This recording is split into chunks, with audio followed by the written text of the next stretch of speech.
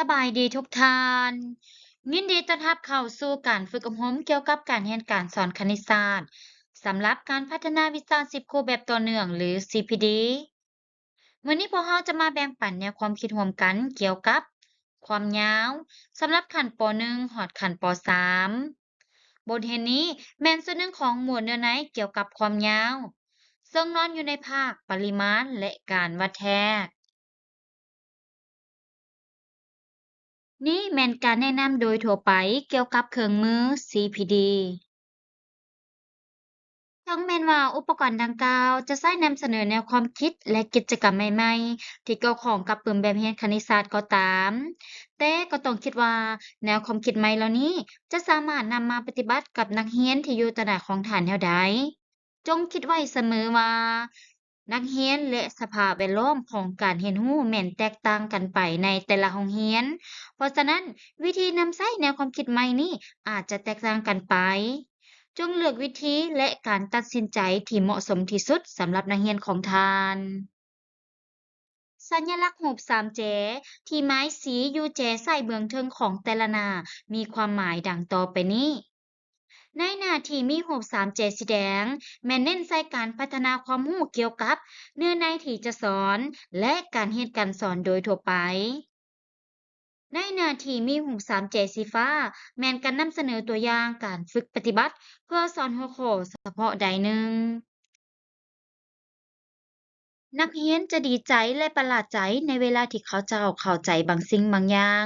หรือสามารถเฮ็ดบางสิ่งบางอย่างที่เขาเจ้าบ่สามารถเฮ็ดได้มาก่อนความรู้สึกในทางบวกแบบนี้จะส่งเสริมให้นักเรียนมีความสนใจในหัวข้อที่พวกเขากำลังจะเรียนและจะนำไปสู่ความอยากรู้อยากเรียนเพิ่มขึ้นพวกเขาให้คุณค่าหรือความสำคัญเกี่ยวกับข้อมูลสื่อของการเรียนต่อนักเรียนของพวกเขา อีกอย่างหนึ่งในฐานะที่เป็นครูสอนพวกเราก็จะมีความสุขเมื่อเห็นนักเรียนเข้าใจบทเรียนหรือสามารถเฮ็ดบางสิ่งบางอย่างได้บางครั้งพวกเราก็ยังประหลาดใจกับแนวความคิดที่นักเรียนของพวกเราเว้าออกมาเมื่อเป็นเช่นนั้นครูพวกเราก็จะมีความสุขในการสอนและอยากสอนให้ดีขึ้นเรื่อยๆพวกเราต้องรักษาความม่วนซื่นในการสอนนี้ไว้ สิ่งที่แสดงออกร่วมกันระหว่างความม่วนซื่นในการเรียนของนักเรียนและความสุขในการสอนของครูคาดว่าจะเป็นการปรับปรุงประสิทธิภาพทางด้านความคิดความรู้ของนักเรียนและทักษะการสอนของครูให้ดีขึ้นจุดประสงค์ของบทเรียนหลังจากเรียนรู้เนื้อในของบทนี้แล้วครูพวกเราจะสามารถ สอนเกี่ยวกับความยาวไปเถื่อละขั้นตอน โดยคำนึงถึงความหมายของขั้นตอนพื้นฐาน การเรียนรู้ด้านการวัดแทกและลำดับของการสอน และสอนเกี่ยวกับความยาว โดยผ่านการปฏิบัติกิจกรรมที่นำใส่สื่อการเรียนการสอนอย่างมีประสิทธิภาพ เพื่อเปรียบเทียบและวัดแทกความยาวตัวจริง ในขณะที่ระดมแนวความคิดจากนักเรียน บัดนี้มาเริ่มต้นบทเรียนนี้นำกัน 1. การเตรียมความรู้เบื้องต้นสำหรับการสอน ก่อนอื่นมาเริ่มต้นด้วยคำถามนี้นำกัน คำถามแม่นหยังเป็นสิ่งสำคัญในการสอนปริมาณและการวัดแทก มีสองทางเลือก 1. ครูแสดงปึ่มแบบเรียนให้นักเรียนเบิ่งและอธิบายอย่างละเอียด 2. นักเรียนเรียนรู้ผ่านประสบการณ์ตัวจริง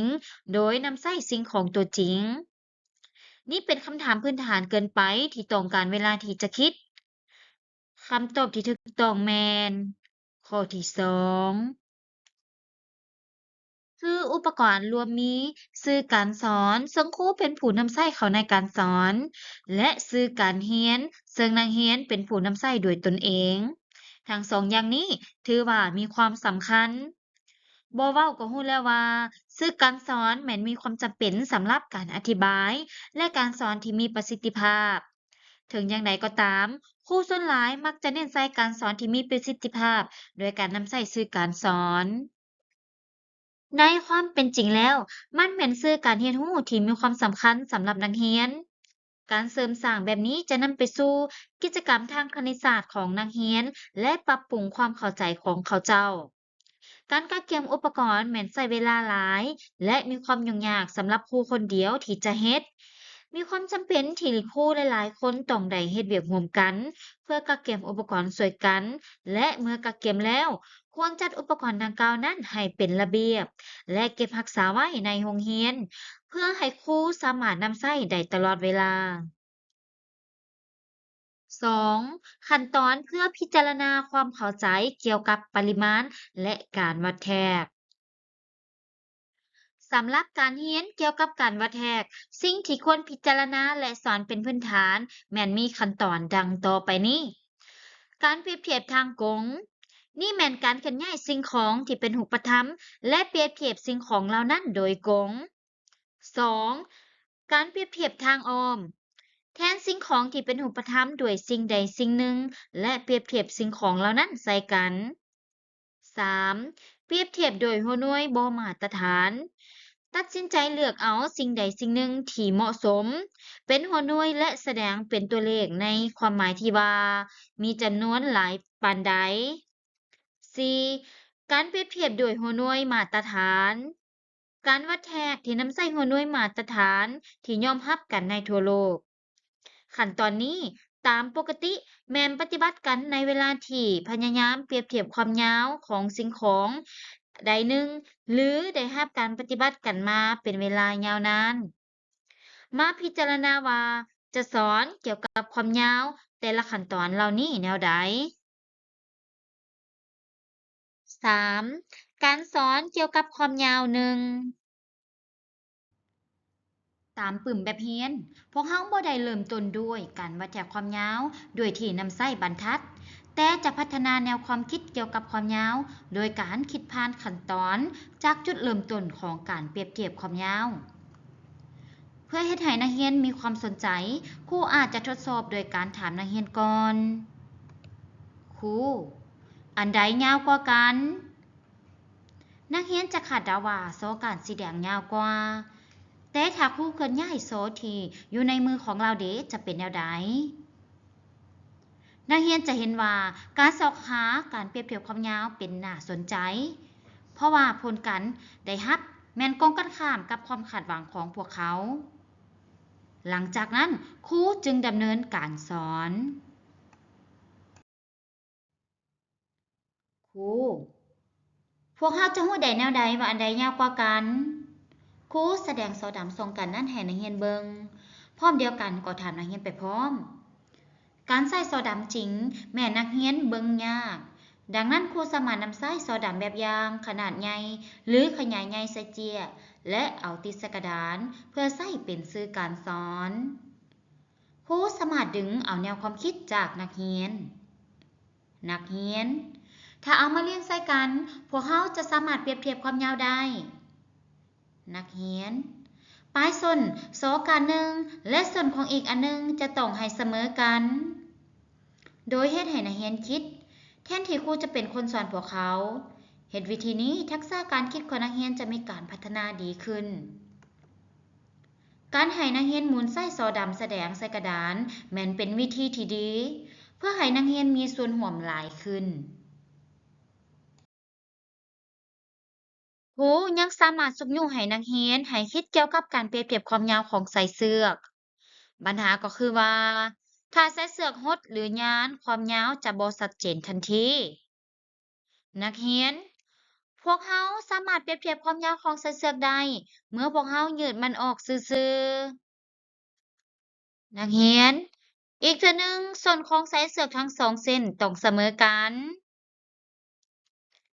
อย่าหยุดการเรียนเพียงเท่านี้ให้นักเรียนเปรียบเทียบความยาวของวัตถุสิ่งของอื่นๆอีกครู พวกเราได้รับรู้จุดดีของการวัดแห่งนี้แล้ว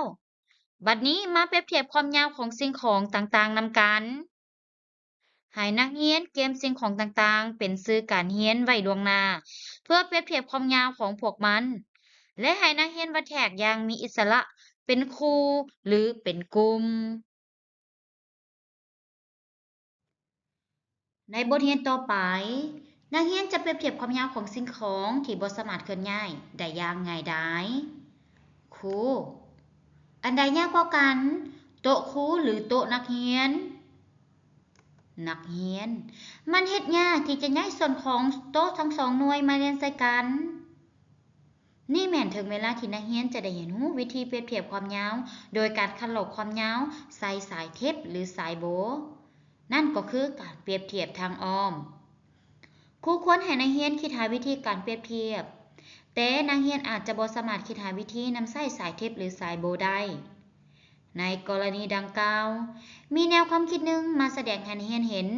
โดยมีสายเทปหรือสายโบที่ครูได้กะเก็บไว้ล่วงหน้าแล้วและให้นักเรียนคิดหาวิธีนำใส่สายดังกล่าวนั้นนักเรียนพวกเขาสามารถนำใส่สายเทปหรือสายเสือกเพื่อคัดลอกเอาความยาวและเปรียบเทียบใส่กันครูพวกเจ้าเฮ็ดได้ดีหลายบัดนี้พวกเขามาวัดแทกแบบนี้นำกันต่อไปอีกอย่างหนึ่งมันเป็นสิ่งจำเป็นที่นักเรียนนำใส่สายเทปหรือสายโบในกิจกรรมวัดแทกตัวจริงเพื่อเปรียบเทียบความยาวต่างๆนักเรียนมีโอกาสได้เรียนรู้ผ่านกิจกรรมตัวจริงถึงแม้ว่าในเวลาที่นักเรียนเรียนเกี่ยวกับการเปรียบเทียบหัวหน่วยบ่มาตรฐานครูบ่ต้องบอกนักเรียนว่าต้องเฮ็ดแนวใดแต่ให้พวกเขาคิดเกี่ยวกับหัวหน่วยเหล่านี้ก่อนครูจะเฮ็ดวิธีใดในเวลาบ่มีสายเทปหรือสายเสือกมาวัดแทกถ้านักเรียนยังบ่เข้าใจว่าจะตอบแนวใดครูควรให้คำแนะนำเพื่อช่วยนักเรียนคิดครูลองมาเปรียบเทียบโดยใช้ความยาวของคืบหรือความยาวของโซดำจะดีบ่นักเรียนนิ้วมือและโซดำบ่ยาวเท่ากับหน้าโต๊ะครูถูกต้องวิธีที่ดีที่สุดแม่นจะเฮ็ดแบบใดนักเรียนเอาวิธีแทกโดยการนับนิ้วมือและโซดำหลายเทื่อและเปรียบเทียบความยาวของหน้าตัวนั้นจะดีบ่ครูเข้าใจแล้ว เจ้าออกมาหน้าห้องและแสดงวิธีวัดแทกให้ทุกๆคนเห็นลองเบิงและนักเรียนอธิบายวิธีวัดแทกให้ทุกคนในห้องเบิงนักเรียนค่อยเฮ็ดวิธีนี้นักเรียนค่อยแทกด้วยซอดำครูจะฟังขอแนะนำและคำคิดเห็นจากนักเรียนครูควรจะปล่อยให้นักเรียนแสดงในความคิดของพวกเขาอย่างมีอิสระโดยบ่ต้องรบกวนโดยการแสดงความคิดเห็นหยังนักเรียนแบบนี้อาจจะแทกได้ไวกว่าการใช้สายเทปนักเรียนพวกเขาสามารถแสดงเป็นตัวเลขว่าความยาวต่างกันแนวใดในการเปรียบเทียบหัวหน่วยบ่มาตรฐานความยาวแม่นแสดงเป็นตัวเลขแบบนี้เฮ็ดให้พวกเรารับรู้บ่เพียงแต่ว่าอันใดยาวกว่ากันแต่มันยังให้รู้ว่ายาวหลายกว่าเท่าใดเมื่อนักเรียนเข้าใจวิธีเฮ็ดสิ่งนี้แล้ว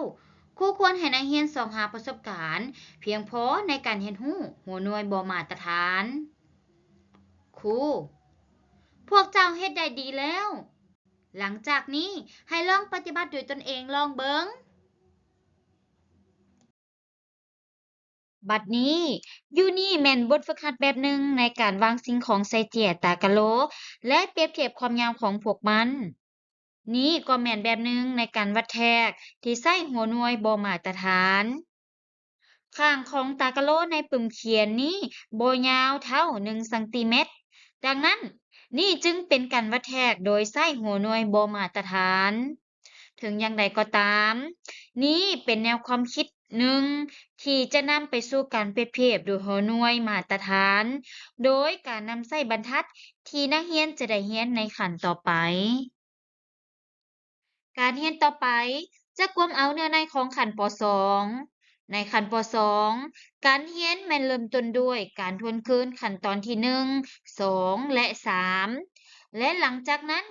จะกล่าวไปหาขั้นตอนที่4การเปรียบเทียบโดยหัวหน่วยมาตรฐาน ถึงอย่างใดก็ตามโฮในวัดแถวความยาวสากลยังบ่ได้สอนเถื่อในขั้นเริ่มต้นครูจะปล่อยให้นักเรียนคิดเกี่ยวกับสิ่งที่พวกเขาต้องการก่อน ครูมาฮอดปัจจุบันนี้พวกเขาได้นำใช้ความยาวของสอดำฝ่าตุกน้ำและคือผ่านมาแล้วเพื่อแสดงความยาวว่ามีเท่าใดพวกเจ้ายังมีปัญหาอย่างอีกบ่เกี่ยวกับสิ่งเหล่านี้นักเรียนสอดำแต่ละการมีความยาวต่างกันและนิ้วมือของแต่ละคนก็ต่างกันนักเรียนเพราะฉะนั้นย้อนหยังสิ่งของแบบเดียวกันแต่การแสดงตัวเลขแตกต่างกันวิธีนี้ครูจะให้นักเรียนคิดเกี่ยวกับจุดอ่อนของการนำใช้หัวหน่วยบ่มาตรฐานในการสนทนาของพวกเขาและหลังจากนั้นให้นักเรียนเข้าใจถึงความต้องการนำใช้หัวหน่วยมาตรฐานนักเรียนจะเป็นการดี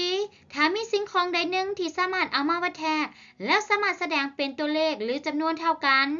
ถึงแม้นว่าไผจะวัดแทกก็ตาม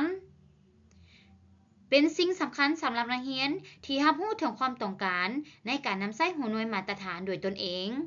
ครูบ่จำเป็นจะสอนพวกเขาครูแนะนำแนวความคิดของนักเรียนในการสนทนาของพวกเขาเช่นตัวอย่างครูเอาละนั่นเป็นสิ่งที่ดีในความเป็นจริงแล้วมันมีวิธีในการแสดงตัวเลขให้คือกันได้บ่ว่าจะเป็นไผวัดแทกก็ตามมีไผแดหูเกี่ยวกับการวัดแทกแบบนี้นักเรียนไม้บรรทัดสามารถนำใช้แนวใดแดและอื่นๆนักเรียน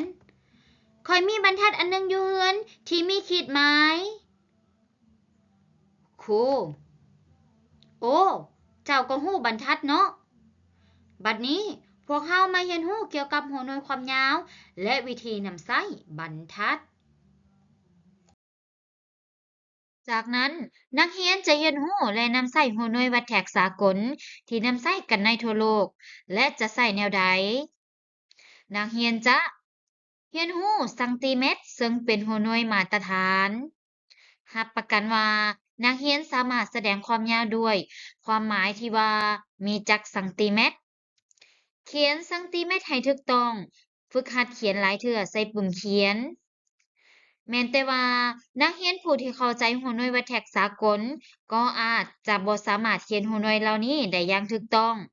เพราะฉะนั้นเป็นสิ่งสำคัญที่ให้นักเรียนฝึกเขียนหลายๆเทื่อซ้ำไปซ้ำมาใส่ปุ่มเขียนของพวกเขาหลังจากนั้นนักเรียนจะเข้าใจให้ลึกซึ้งโดยผ่านการแก้บทฝึกหัด นักเรียนจะเรียนรู้วิธีวัดแทกความยาวโดยนำใช้บรรทัดเจียที่มีเส้นแบ่งมาตราส่วนแบบง่ายดายอยู่ในท้ายปึ้มแบบเรียนบรรทัดนี้แม่นใช้เพียงการวัดแทกเป็นขนาด1ซนติเมตรนี่เป็นการพิจารณาเพื่อให้นักเรียนใส่ใจว่าพวกเขาสามารถวัดแทกความยาวเป็นเพียงซนติเมตร การนำไส้แบบพื้นฐานแม่นเพื่อวางจุดส่วนสุดของวัตถุที่จะวัดแถกความยาวใส่ขีดหมายศูนย์ของบรรทัดดังแสดงเป็นสีแดงนั้นในทางกงกันข้ามนักเรียนจะได้เรียนรู้ว่าถึงแม้นว่าจะบ่เสมอกับขีดหมายศูนย์ความยาวก็ยังสามารถโศกได้นี่แม่นสิ่งหนึ่งทั้งครูและนักเรียนยังมีปัญหาในการวัดแทก ครูควรเข้าใจจุดนี้ให้ชัดแจ้งและสอนนักเรียนให้เข้าใจชัดเจนเกี่ยวกับปัญหานี้มีกิจกรรมหนึ่งที่แถกความยาว10ซนติเมตรด้วยคืบนิ้วมือนี้เป็นวิธีหนึ่งที่เฮ็ดให้นักเรียนสนใจเรื่องความยาวด้วยการรู้ความยาวโดยประมาณถึงแม้นจะบ่มีบรรทัดมาแทรกก็ตาม อีกอย่างหนึ่งบรรทัดมีเพียงแต่เส้นแบ่งส่วนมาตราส่วนต่อมาตราส่วนนักเรียนจะมีปัญหาในการวัดแถบความยาวระหว่างมาตราส่วนดังกล่าวนั้นเพราะฉะนั้นนักเรียนจึงรับรู้ว่าหัวหน่วยวัดแทกสากลที่น้อยกว่าแม่นมีความจำเป็นพวกเขาต้องการหัวหน่วยวัดแทกที่น้อยกว่าซนติเมตรนักเรียนจะเรียนรู้มิลลิเมตรฝึกเขียนมิลลิเมตรใส่ปึ้มเขียนหลายๆเทื่อ เข้าใจวิธีอ่านผสมความยาวเข้ากันเป็นซนติเมตรและมิลลิเมตร เข้าใจลึกซึ้งโดยผ่านการแก้บทฝึกหัด ต่อไปนักเรียนจะเปลี่ยนจากการวัดแถบความยาวของสิ่งของไปหาการเรียนในการวัดแถบความยาวของเส้นสื่อ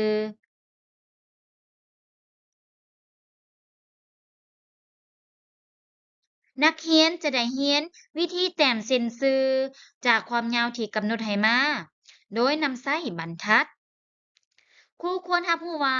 การเรียนสิ่งเหล่านี้แม่นเป็นพื้นฐานสำคัญสำหรับนักเรียนในการเรียนเลขาคณิตในขั้นต่อไป หลังจากนั้นนักเรียนยังจะได้เรียนรู้ว่า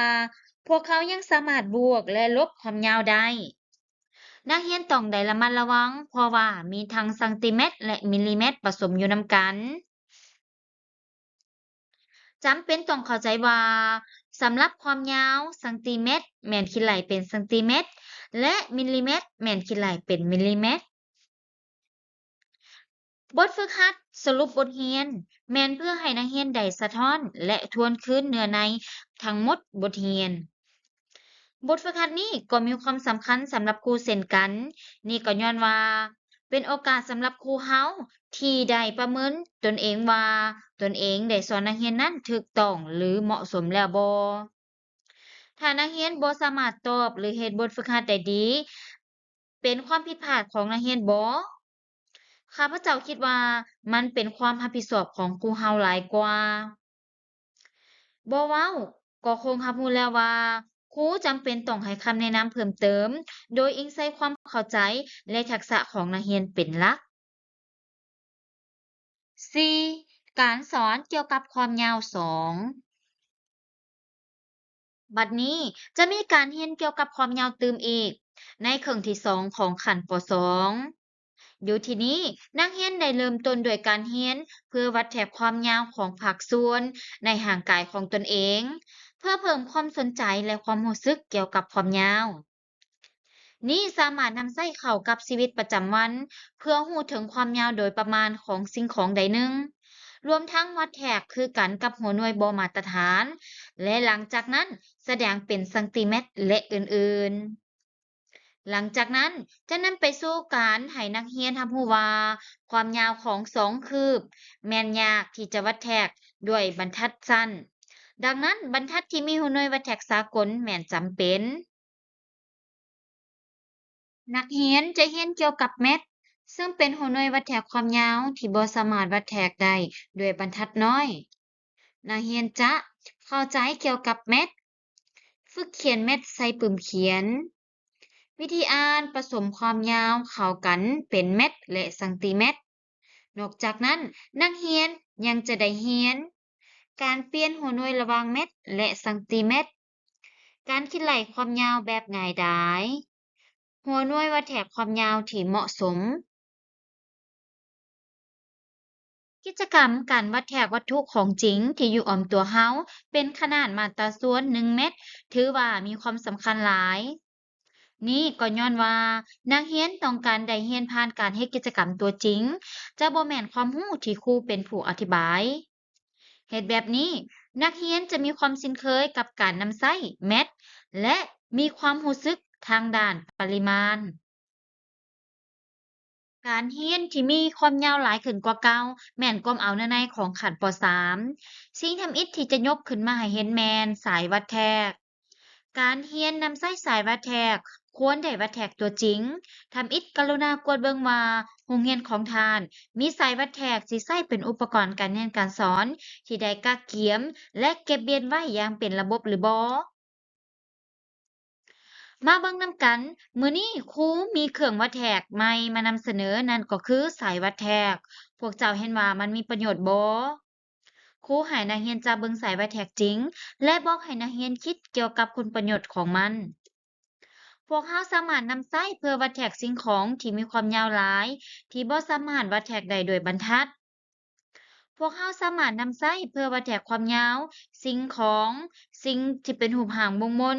เช่นรวงหอบของต้นไม้เอาละพวกเขามาวัดแทกความยาวของห้องเรียนโดยอุปกรณ์นี่นำกันในปึ่มแบบเรียนของพวกเขาบ่ได้มีกิจกรรมการวัดแทกที่นำไส้สายวัดแทกจริง ถึงอย่างใดก็ตาม มันจะเป็นประโยชน์เพื่อสร้างประสบการณ์ให้แก่นักเรียนโดยการเฮ็ดกิจกรรมเช่นกิจกรรมการวัดแทกโดยนำใช้บรรทัด1เม็ดในขั้นป .2 แบบนี้จะเป็นการสร้างความคุ้นเคยให้แก่นักเรียนในการนำใช้สายวัดแทกและช่วยให้นักเรียนได้พัฒนาความรู้สึกทางด้านปริมาณ นี่เป็นสิ่งที่ควรใส่ใจเสมอเวลาสอนนักเรียนนำใช้สายวัดแทก 1. อธิบายให้ชัดเจนว่าขีดหมายศูนย์อยู่บอนใดตำแหน่งของศูนย์แตกต่างกันอิงตามชนิดของสายวัดแทกเพราะฉะนั้นก่อนจะวัดแทกจำเป็นต้องอธิบายจะแจงว่าขีดหมายศูนย์อยู่บอนใด 2. ดึงสายวัดแทกให้ซื่อๆเวลาวัดแทกสิ่งสื่อใดหนึ่ง